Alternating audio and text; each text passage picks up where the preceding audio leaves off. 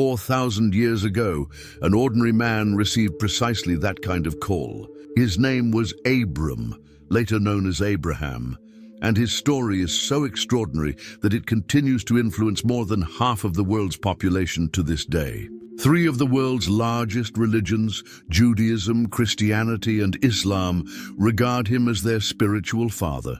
Billions of people trace their spiritual heritage back to this man who, at the age of 75, made a decision that would alter the course of history forever. This is the story of how a childless elderly man became the father of nations, how an ordinary man became one of the greatest examples of faith of all time, and how a simple journey turned into one of the greatest adventures ever recorded in the pages of the Bible. Get ready to discover the incredible story of Abraham, the father of nations. Our story begins in one of the most important cities of antiquity, Ur of the Chaldeans. Located in southern Mesopotamia, modern-day Iraq, Ur was an impressive city for its time, around 2,000 years before Christ. With approximately 250,000 inhabitants, it was a metropolis surrounded by high, strong walls, protecting its palaces, temples, and houses made of mud bricks. As revealed in Genesis 11:27, this is the account of Terah's family line. Terah became the father of Abram, Nahor, and Haran. And Haran became the father of Lot. It was a family living in a highly developed society for that time. The Sumerians, who inhabited Ur, already knew cuneiform writing, mastered mathematics and astronomy, and had a complex system of laws and commerce. At the heart of the city stood a massive pyramid-shaped temple known as a ziggurat, dedicated to the moon god, Nanna. As we read in Joshua 24:2, "This is what the Lord, the God of Israel, says. Long ago, your ancestors, including Terah the father of Abraham and Nahor, lived beyond the Euphrates River and worshipped other gods." Abram's family, therefore, lived in a deeply polytheistic society, where people worshipped various gods, with the moon being one of the principal deities.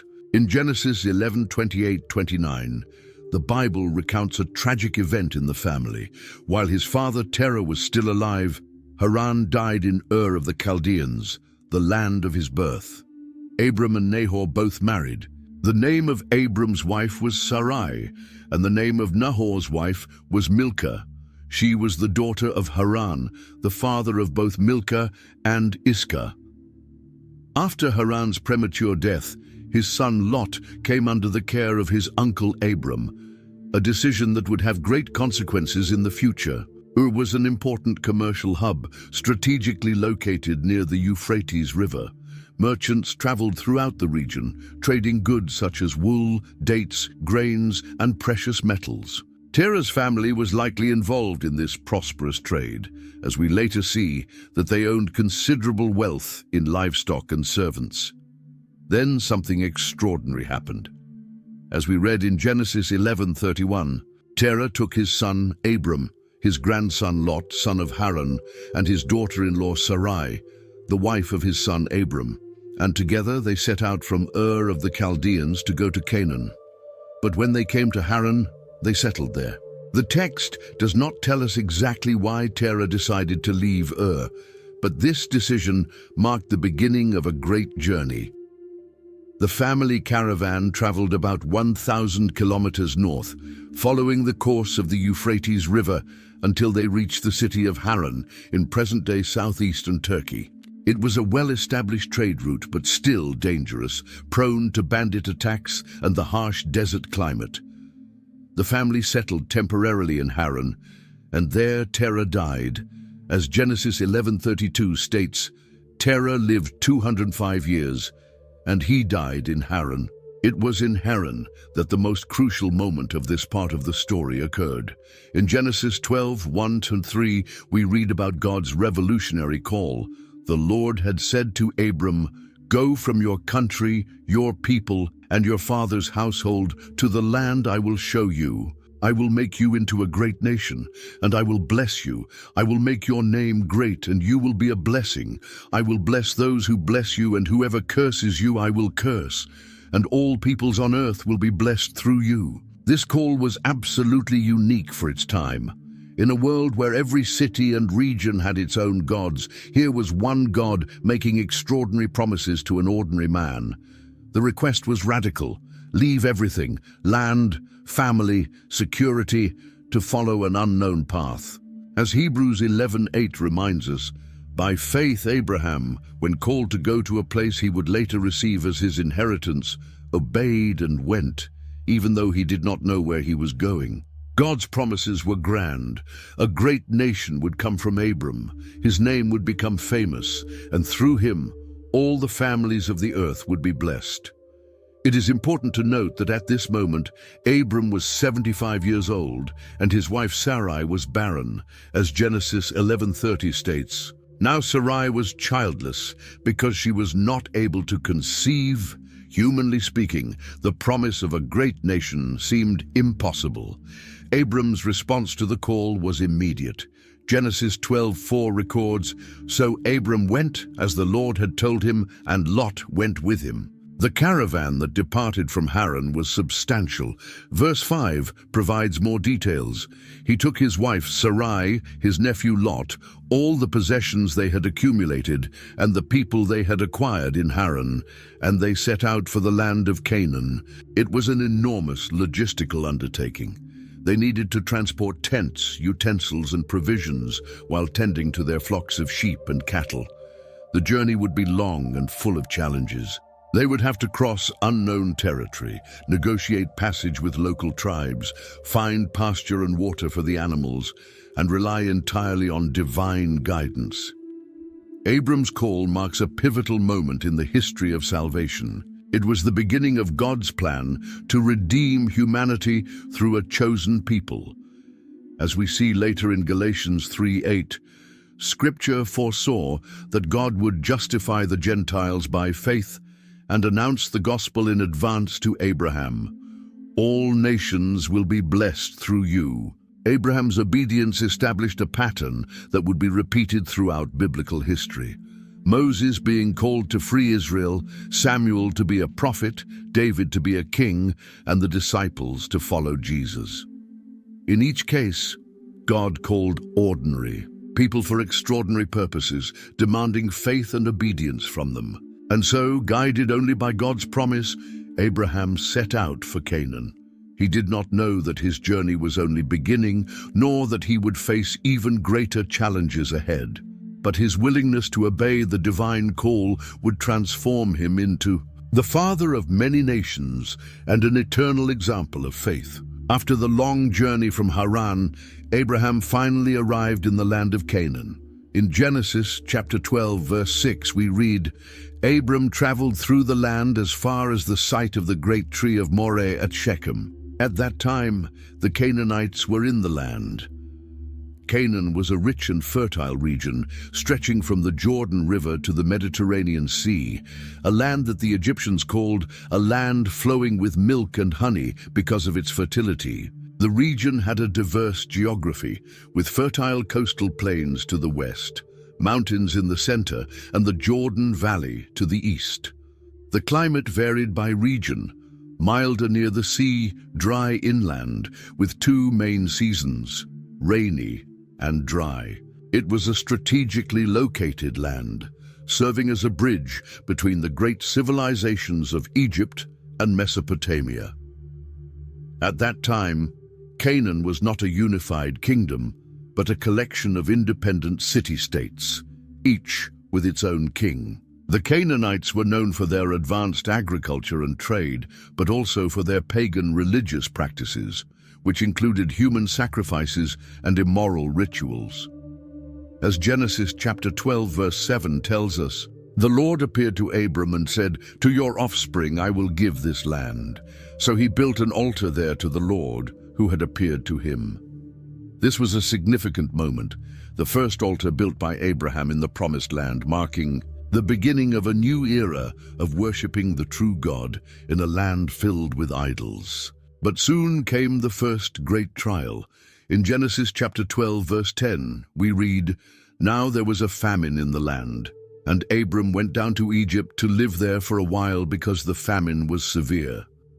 Famine was a serious threat in ancient times, capable of devastating entire regions. Without modern irrigation systems or food storage facilities, people were entirely dependent on seasonal rains.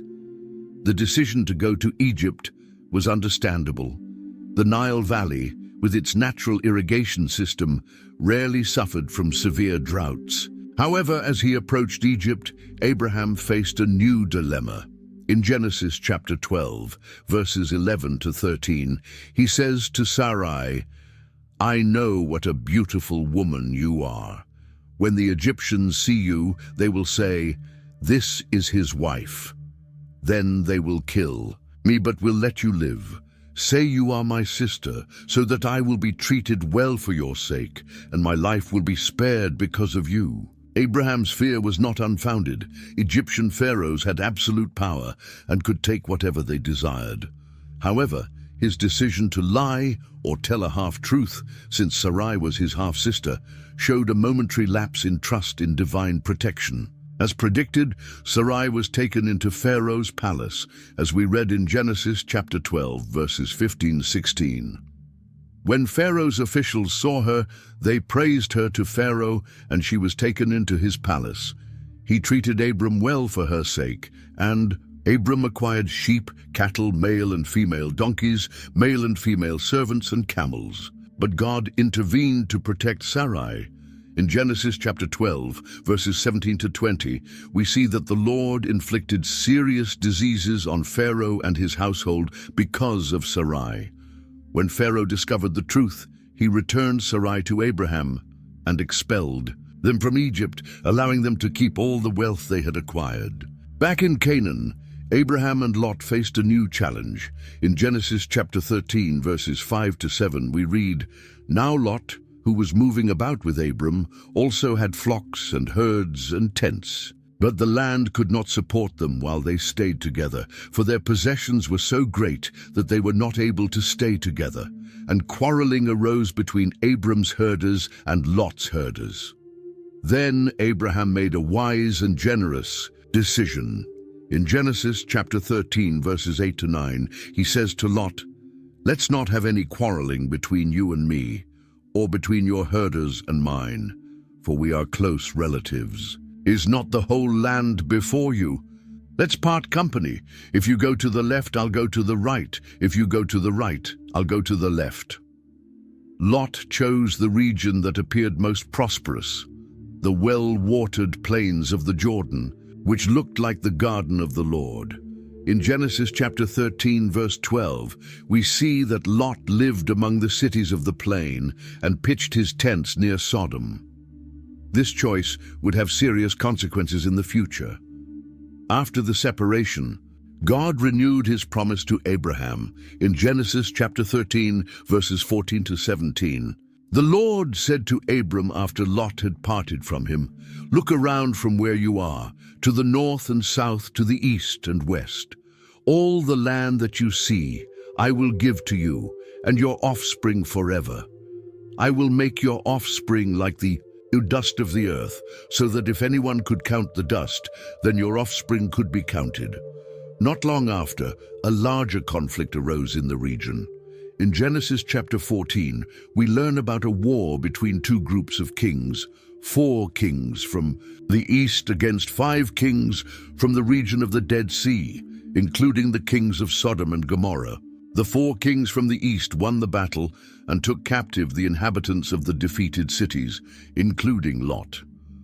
When Abraham learned that his nephew had been captured, he acted quickly. In Genesis chapter 14, verses 14-15, when Abram heard that his relative had been taken captive, he called out the 318 trained men born in his household and went in pursuit as far as Dan. During the night, Abram divided his men to attack them and routed them, pursuing them as far as Hobah, north of Damascus. Abram's victory was complete. He rescued Lot, recovered all the possessions, and freed the other captives. Upon returning from this battle, a mysterious and significant encounter took place. In Genesis chapter 14, verses 18-20, we read, "Then Melchizedek, king of Salem, brought out bread and wine. He was priest of God Most High, and he blessed Abram, saying, Blessed be Abram by God Most High, creator of heaven and earth, and praise be to God Most High, who delivered your enemies into your hand. Melchizedek was both king and priest of God Most High, a figure later seen as a type of Christ. In the book of Hebrews, Abram recognized his spiritual authority and gave him a tenth of everything. Soon after, when the king of Sodom offered Abram the recovered goods, he nobly refused, saying in Genesis chapter 14, verses 22 to 23, With raised hand I have sworn an oath to the Lord, God Most High, creator of heaven and earth, that I will accept nothing belonging to you, not even a thread or the strap of a sandal, so that you will never be able to say, I made Abram rich. After these events, God appeared to Abram in an extraordinary night vision. In Genesis chapter 15, verse 1, it says, After this, the word of the Lord came to Abram in a vision. Do not be afraid, Abram. I am your shield, your very great reward.